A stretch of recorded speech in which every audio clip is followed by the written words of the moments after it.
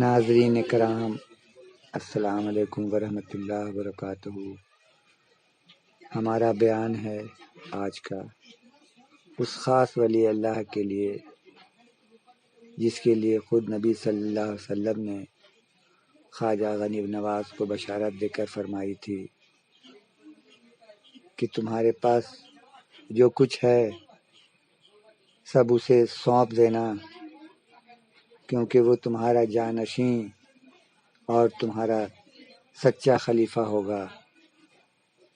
تو یہ ہیں ہمارے خواجہ قطب الدین بختیار کاکی رحمۃ اللہ علیہ۔ یہ سادات میں سے ہیں،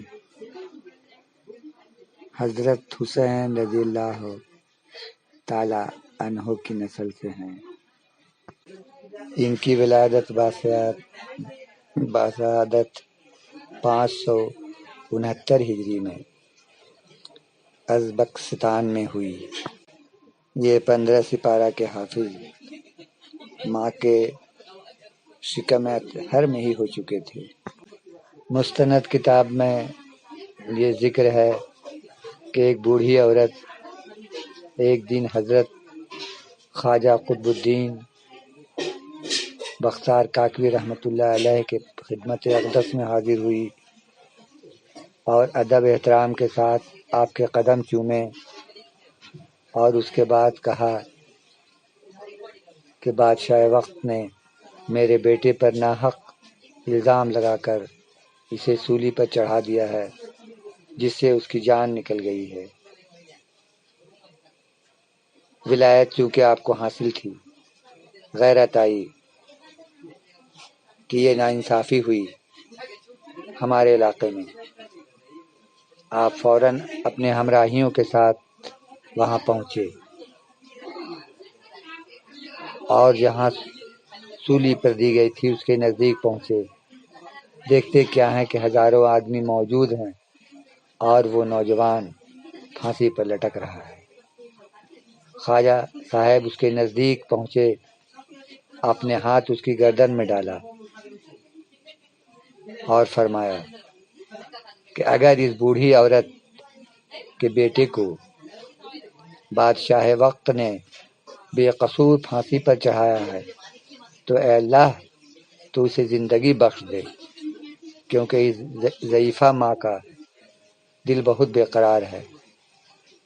آپ کا یہ کہنا تھا کہ اس نوجوان کے بدن میں جان آ گئی اور وہ سولی پر سے اتر آیا اور اپنی ماں کے ساتھ اپنے گھر کو دوڑا گیا۔ جب یہ حال دوسرے لوگوں نے دیکھا تو حیران ہو گئے۔ اس روز کئی ہزار آدمی مسلمان ہوئے تھے۔ ایک اور مستند روایت ہے کہ عید الاضحیٰ کے روز خواجہ قطب الدین بختیار کاکی رحمۃ اللہ علیہ حج کے اوصاف بیان فرما رہے تھے اور ذکر کرتے کرتے آپ نے کہا، اے خداوند کریم، کعبہ کو ان لوگوں کے پاس لے کر آ کہ یہ غریب لوگ بھی حج کر لیں۔ آپ نے یہ بات پورے طور سے ختم نہیں کی تھی کہ کعبہ آپ کے سامنے حاضر ہو گیا۔ خواجہ صاحب اور آپ کے خادم اور سب لوگ کھڑے ہو گئے اور سب تکبیر کہنے لگے۔ چنانچہ کہا گیا ہے کہ سب نے حج ادا کیا اور طواف کعبہ کی شرطیں سب پوری کیں۔ اس وقت غیب سے آواز آئی، اے عزیزو، تمہارا حج ہم نے قبول کیا اور تمہاری دعاؤں کو بھی ہم نے قبول کیا۔ حاضرین محفل اس معاملے کو دیکھ کر بہت حیران ہوئے اور اس کا اقرار کیے کہ یہ درویش کامل ہیں اور درویشی و بزرگی اسی کو ہی کہتے ہیں۔ واللہ علم۔ حضرت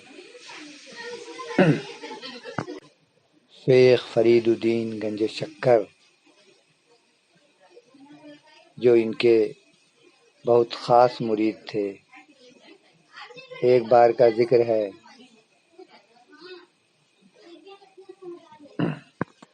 جلال الدین تبریزی اس گاؤں میں تشریف لے گئے اور لوگوں نے اسے پوچھا کہ یہاں کوئی درویش صفت بزرگ بھی ہے۔ لوگوں نے شیخ فرید الدین گنج شکر کا پتہ بتا دیا۔ آئیے گنج شکر صاحب کے حجرہ میں تشریف لے گئے۔ ان کے پاس ایک انار تھا، انہوں نے وہ گنج شکر رحمۃ اللہ علیہ کو دے دیا۔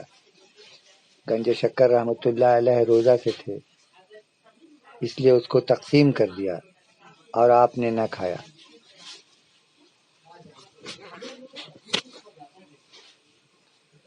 جب جلال الدین صاحب تبریزی رخصت ہو گئے، گنج شکر صاحب نے حجرہ میں ایک دانہ انار گرا ہوا پایا۔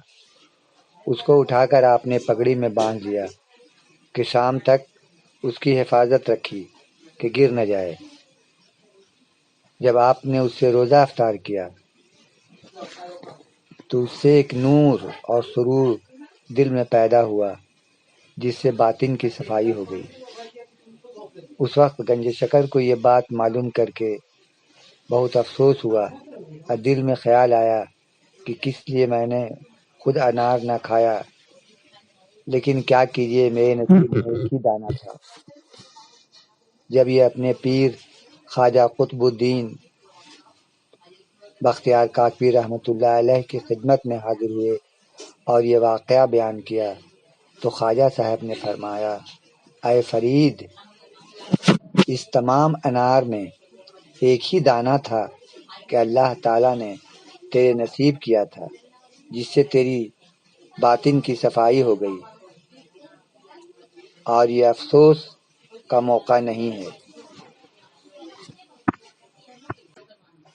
اگر آپ کی دلچسپی رہی تو اس سلسلہ کو آگے بڑھاؤں گا۔ یہ سارے واقعات مستند کتاب سے اخذ کی گئی ہے، باقی واللہ اعلم بالصواب۔